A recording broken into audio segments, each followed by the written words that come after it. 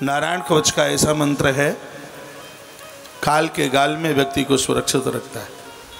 बहुत वर्ष पहले मेरी जरार में कथा हुई थी 2002 की मई में। काफ़ी टाइम हो गया, 20 साल हो गई हैं। जरार वहाँ के पास। उसके बाद मैं सुकताल कथा के लिए वहाँ से निकल गया। नारायण कवच के ऊपर कोई बात चली होगी। एक युवान बालक कहता है, बोलता है कि मेरी माँ बच गई, बिजली ने मेरी माँ को पकड़ लिया और मैंने नारायण कवच का उच्चारण किया, उसी समय लाइट चली गई। भले ही लाइट को अपने आप ही जाना रहा हो, लेकिन श्रद्धा विश्वास तो है कि नारायण कवच के प्रभाव से ही लाइट चली गई। मैं आग्रहपूर्वक निवेदन करूंगा, घर से बाहर निकलते समय हनुमान जी के 12 नाम, हनुमान चालीसा या नारायण कवच का यह मंत्र ओम विष्णवे नमः, इसका उच्चारण करके जो घर से बाहर निकलता है उसके जीवन में कभी भी आघात नहीं हो सकता। उसकी मृत्यु के ऊपर कभी कोई, उसकी जिंदगी के ऊपर कभी कोई किसी भी प्रकार का कष्ट नहीं हो सकता। नारायण कवच का इतना बड़ा प्रभाव है। तो इंद्र को वज्र के सहित वृत्रासुर निगल गया, नारायण कवच का उच्चारण किया और वज्र के द्वारा उसका पेट फाड़ दिया। इंद्र बाहर निकल करके आए, पुनः ब्रह्महत्या लगी। कमल की नाल में जाकर के बैठ गए, इंद्रासन खाली था। अब गद्दी पर कौन बैठाया जावे? राजा नहुस को गद्दी का मालिक बना दिया। गद्दी पर बैठने वाला व्यक्ति देखता है मैं कैसा लग रहा हूँ, पूछा, अब बढ़िया लग रहे हो, लेकिन एक कमी है। वो है कि इंद्र यहाँ बैठते थे तो उनकी पत्नी सची, इंद्र की पत्नी का नाम है सची, वो सची इंद्रियाणी यहाँ होती थी, वो तुम्हारे पास नहीं है। नहुस ने कहा तो इंद्र की पत्नी को अपनी घरवाली बनाना मेरे लिए कोई बहुत बड़ी बात नहीं है।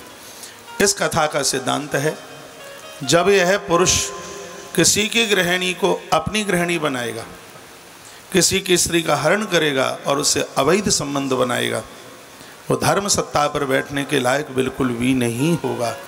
इस कथा में इस बात के ऊपर बहुत जोर दिया। नहुस इंद्राणी के पास पहुंचा और वह कहने लगा कि तुम्हें मेरी गृहिणी बनना है। वो रो पड़ी, चीख पड़ी, कहने लगी मुझे 24 घंटे का मौका मिले, समय मिले, फिर मैं तुमसे बात करूंगी। वो चला गया। तत्पश्चात इंद्राणी सची गुरुदेव बृहस्पति के पास पहुंची और जाकर के रोई, कहा गुरुदेव ऐसी हालत में आप ही बचा सकते हैं।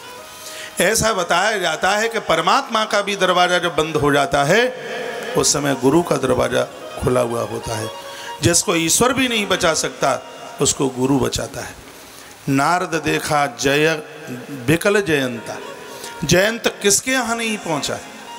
वो ब्रह्मपुर गया, महादेव के पास गया, सब जगह गया, लेकिन आखिर में देवर्षि नारद जी की जब शरण मिली है और नारद ने जो उपाय बचाया उससे उसकी ज़िंदगी बची।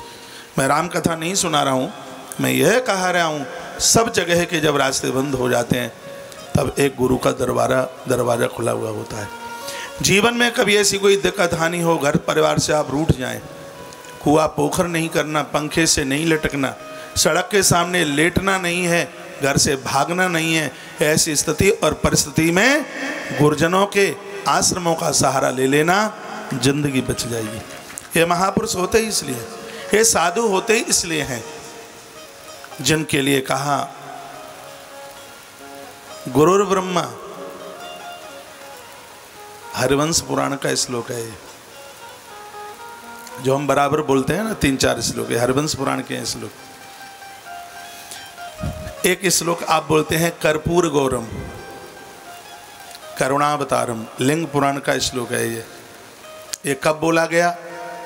जब भगवान शंकर का विवाह हो रहा था तो भगवान नारायण ने इस श्लोक बोला था कर्पूर गौरम। भगवान महादेव ने एक श्लोक बोला जिसमें सागर मंथन में से लक्ष्मी ने गले में माला डाली, और वो श्लोक आप सब बोलते हैं, लेकिन ये पता नहीं होता कि कहाँ का है। वो विष्णु पुराण का है। मंगलम भगवान विष्णु मंगलम गरुड़ोध्वजा मंगलम पुंडरीकाक्षम मंगलायतनम हरि।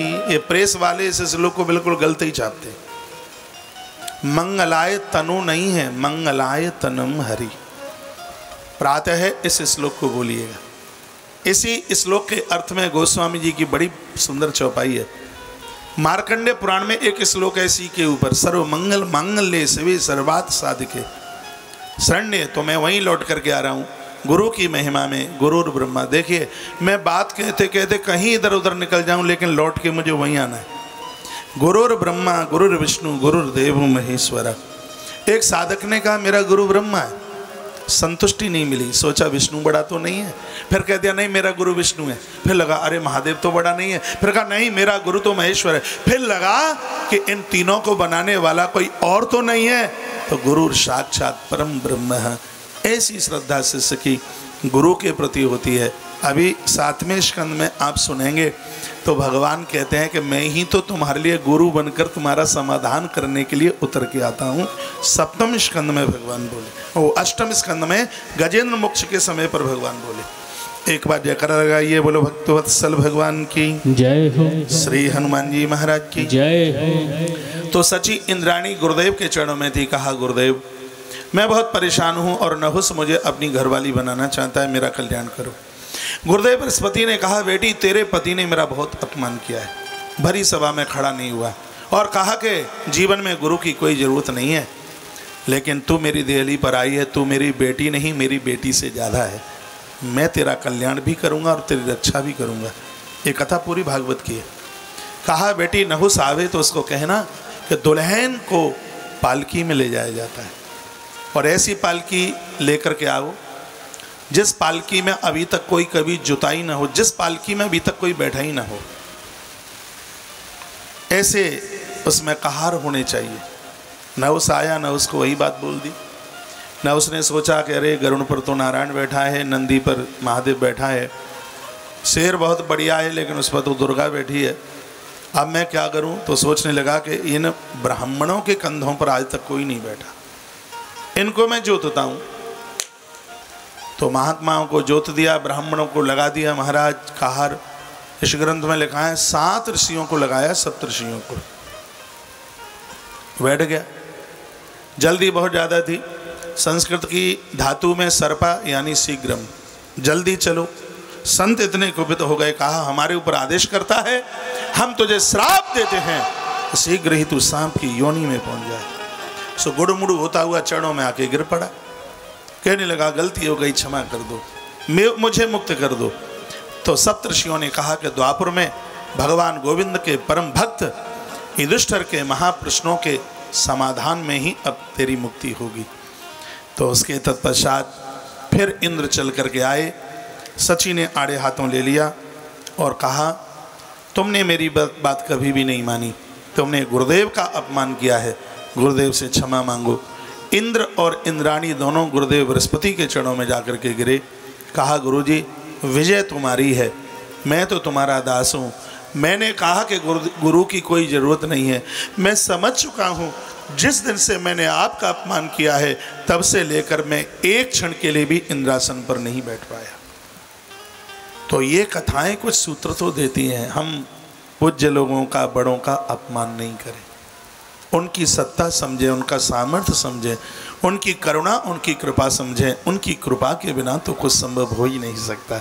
यहाँ राम भी आवे तो उन्हें गुरुदेव वशिष्ठ की आवश्यकता है, यहाँ भगवान श्री कृष्ण भी आवे तो उनको भी गर्गाचार्य गुरुदेव सांदीपनी गुरुजनों की आवश्यकता है।